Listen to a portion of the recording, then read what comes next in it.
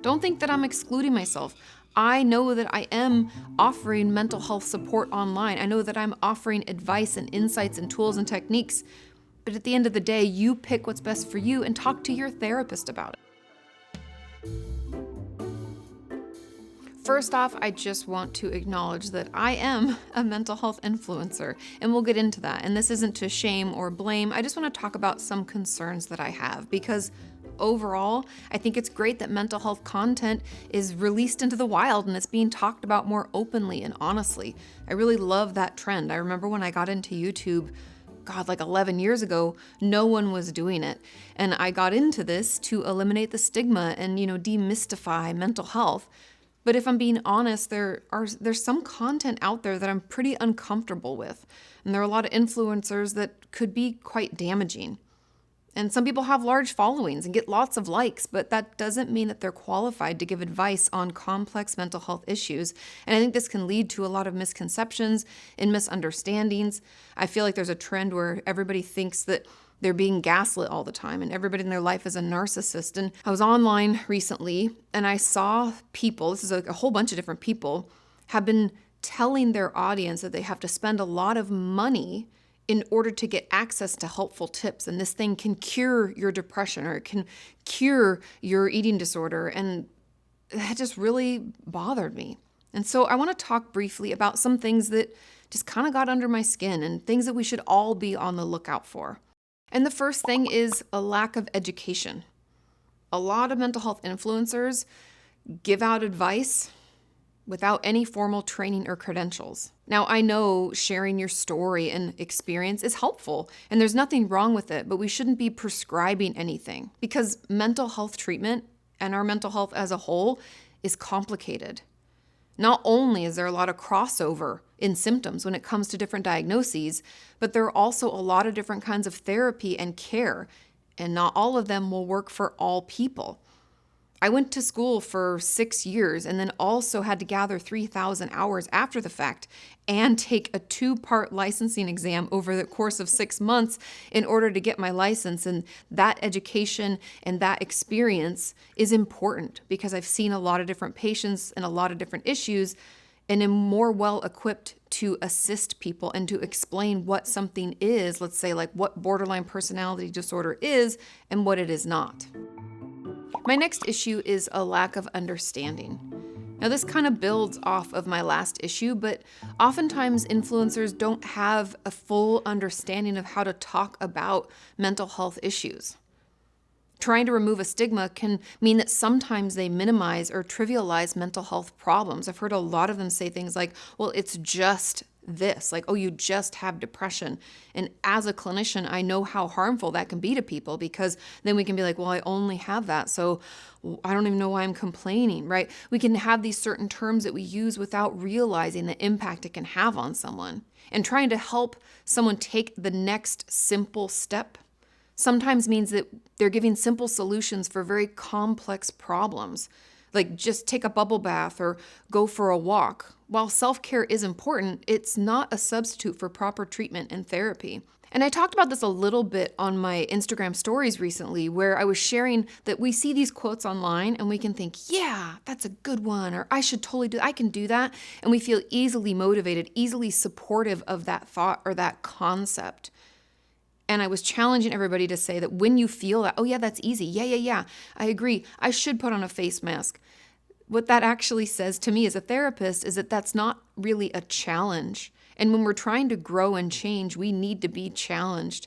And the things that maybe are harder for us to accept, or we even find ourselves maybe a little triggered. I'm not saying people should put out triggering content, but I'm saying that when we feel a little stir inside of us and are like, could that be true? And it makes us think more and it's a little difficult for us to accept.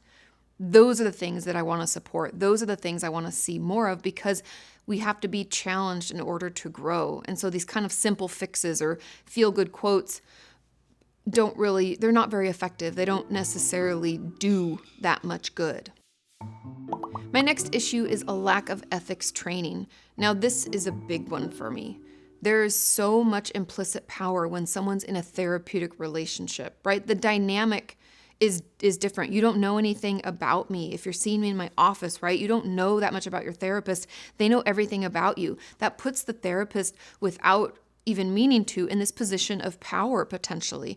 And we need to understand the ethics of that relationship and how to properly utilize that relationship without exploitation.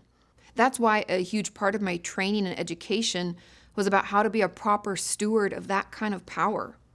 And if you haven't been trained in this or understand it, you can accidentally abuse people or manipulate them. And mental health issues sometimes leave us feeling vulnerable. We're desperate for help and we want to feel better. And I hate that there are people out there who take advantage of this. So here are some kind of red flags that I want us all to be more aware of. And the first is asking for money before they'll offer any help.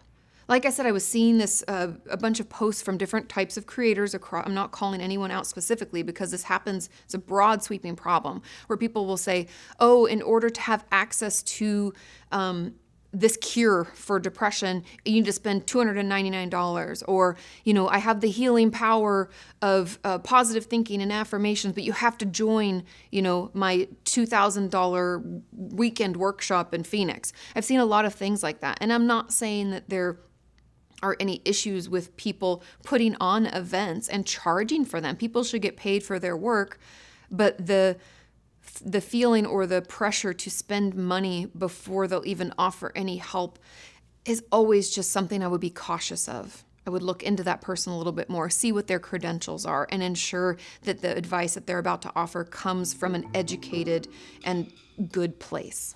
The next issue, and it's kind of connected with that, are quick fixes. Unfortunately, healing is a slow process. If anyone says they can fix your depression in 5 days, I'd be a little nervous.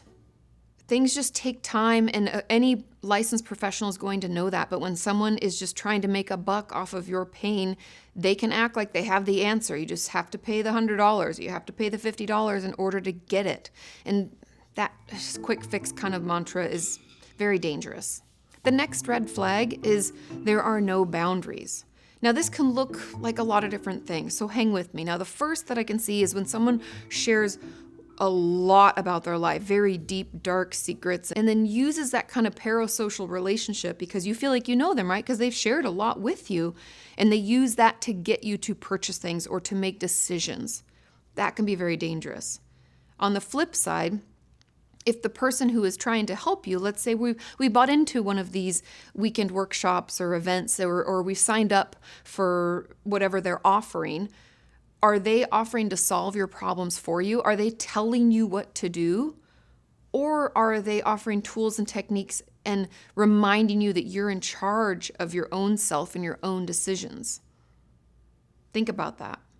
Because no one should offer to save you or fix you. Unfortunately, I know this kind of sucks sometimes, but you have to do it yourself. Also, I know in practice, if I tried to tell a patient what to do or how they should have spoke to their parent or something like that, that can be met with a lot of, defense mechanisms and reluctance and even just shutting down, because that's not my place. My place is to offer tools, offer guidance, ask you questions to help guide you toward where you're really at so you can hear yourself. That voice inside of us, sometimes we're so disconnected, we don't even hear it anymore. And my goal as a therapist is to rekindle that relationship that you have with yourself. But then you have to do the work. I don't have mystical or magical powers. I can't change you. You have to do that. And I notice that a lot of unhealthy gurus want to create a dependency on them. They want you to always need them to make decisions, have to check in with them first. And your therapist or mental health leader should be helping you feel more empowered and less dependent. That's a much healthier place to come from, and that leads us towards true healing and change. While mental health influencers can be a great source of inspiration and motivation, it's important to be mindful of the advice they give. Always consult with a licensed mental health professional before trying out new treatments or therapies. And this includes me. Don't think that I'm excluding myself. I know that I am offering mental health support online. I know that I'm offering advice and insights and tools and techniques. But at the end of the day, you pick what's best for you and talk to your therapist about it. So ask them how you should apply the tools I offer, and most importantly, if they're right for you.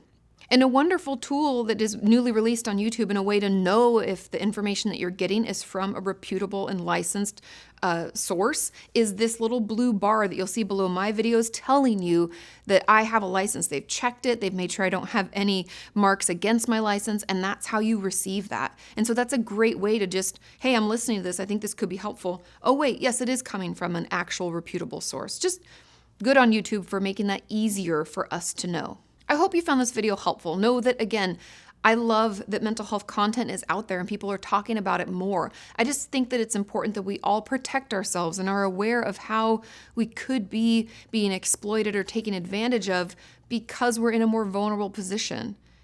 And any mental health influencer out there who's putting out good and helpful, ethical, educated content, keep doing it, because we need that good, helpful information out there to help people and meet them where they're at.